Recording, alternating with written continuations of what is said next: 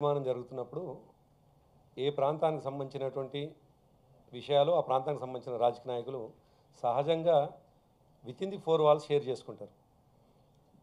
దాంట్లో సాధ్యం ఎంత అసాధ్యం ఎంత అనేటువంటి విషయాలు చర్చకు జరుగుతాయి.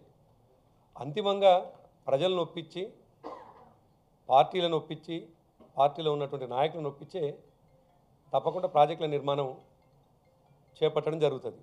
ఏకాభిప్రాయం లేకుండా నిజానికి టీఆర్ఎస్ పార్టీలో ఎవరు కూడా ఈ ప్రాజెక్టుని కోదండరామ్ గారు చెప్పినట్టుగా ఎవరు కూడా నార్లాపూర్ నుండి డిండికి నీళ్లు వద్దు అనేటువంటి మాట ఇప్పుడు కూడా మాట్లాడలేదు. నార్లాపూర్ నుండి డిండికి రావడం అనేటువంటిది న్యాయం సహేతుకం.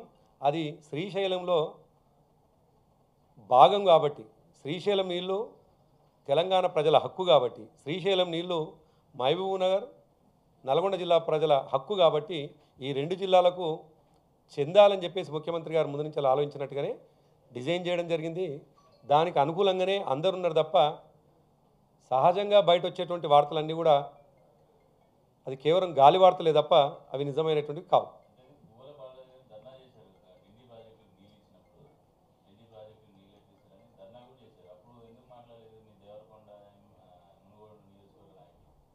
మేము ముందు నుంచి కూడా చాలా స్పష్టంగా గోల బాలరాజు గారు ఆనాడు టీఆర్ఎస్ పార్టీగా ఆయన ధర్నా చేసి ఉండవచ్చు, కానీ యాజ్ ఏ టీఆర్ఎస్ పార్టీ అధ్యక్షుడిగా కేసీఆర్ గారే మునుగోడు ప్రాంతానికి నీళ్ళు ఇవ్వాలని చెప్పేసి సాక్షాత్తు 59 మండలాలు బస్ యాత్ర చేయడం జరిగింది.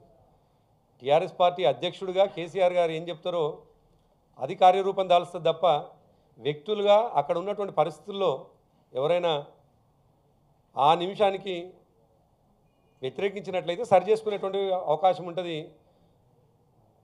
TRS party within the TRS పార్టీగా ఎవరైనా భేదాభిప్రాయం ఉంటే తప్పకుండా వాళ్ళని సరి చేసుకొని ప్రాజెక్ట్ని డిజైన్ చేసుకొని తద్వారా అన్ని ప్రాంతాలకు నీళ్ళు వచ్చే విధంగా మేము చర్యలు తీసుకుంటాం.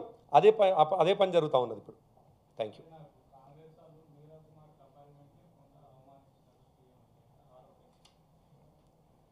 సరే, ముఖ్యమంత్రి గారు ఇప్పటికి అనేక సందర్భాల్లో చెప్పిండ్రు. ముందు నుంచి మేము చెప్పినట్టుగా ఈ ఎన్నిక అనేటువంటిది ఒక గౌరవప్రదంగా జరగాల్సినటువంటి ఎన్నిక. రాష్ట్రపతి ఎన్నిక ఏకగ్రీవం అయితే బాగుండదు అనేటువంటిది ముందు నుంచి కూడా టీఆర్ఎస్ పార్టీ భావిస్తూ ఉంది. టీఆర్ఎస్ పార్టీ ముందు నుంచి చెప్తున్నట్టుగా అంశాల వారి అగ్రిమెంట్ మాత్రమే, అంశాల వారి ఒప్పందం మాత్రమే ఏ కేంద్రంలో ఉన్నటువంటి ప్రభుత్వం పైన ఉంటుంది తప్ప ప్రభుత్వంతో ఉంటుంది తప్ప ఏకపక్షంగా ఎటువంటి తప్పులు చేసినా కానీ ఈ రాష్ట్ర ప్రభుత్వం అంగీకరించదు. తప్పులు చేసినప్పుడు ఎత్తి చూపిస్తాం, సరైన పని చేసినప్పుడు సమర్థిస్తామని ముందు నుంచి చెప్తున్నట్టుగా టీఆర్ఎస్ పార్టీ ఏ రోజు కూడా తెలంగాణ ఉద్యమంలో అటు ఆర్ఎస్యూ నుంచి ఆర్ఎస్ఎస్ వరకు కడపలు దొక్కినటువంటి పార్టీగా లక్ష్యం నిర్దిష్టమైందని అనుకున్నప్పుడు నిర్దిష్టమైనటువంటి లక్ష్యాన్ని చేరడం కోసం తప్పకుండా అన్ని పార్టీలను సంప్రదించడం. అదే పద్ధతిలో ఇప్పుడు కేంద్ర రాష్ట్ర సంబంధాలు అవి రాష్ట్రానికి లాభం అవుతాయి అనుకున్నప్పుడు మంచిగా ఉంటాం. రాష్ట్రానికి విఘాతం కలిగేటువంటి పనులు కేంద్ర ప్రభుత్వం చేస్తే నిలదీస్తామని గతంలో చెప్పినట్టుగానే కేంద్ర ప్రభుత్వానికి సూచించిన విధంగా ఒక దళిత అభ్యర్థి రాష్ట్రపతిగా ఉండాలని చెప్పేసి ప్రతిపాదన కేసీఆర్ గారు చెప్పినప్పుడు దానికి సానుకూలంగా స్పందించినటువంటి కేంద్ర ప్రభుత్వం ఒక అభ్యర్థి నిలబెట్టింది, గౌరవప్రదమైనటువంటి వృత్తిలో ఉన్నటువంటి అభ్యర్థి నిలబెట్టినప్పుడు మేము సహజంగానే మేము చెప్పినట్టుగానే ఆ మాట ఇవ్వడం జరిగింది, నిలుపుకోవడం జరిగింది.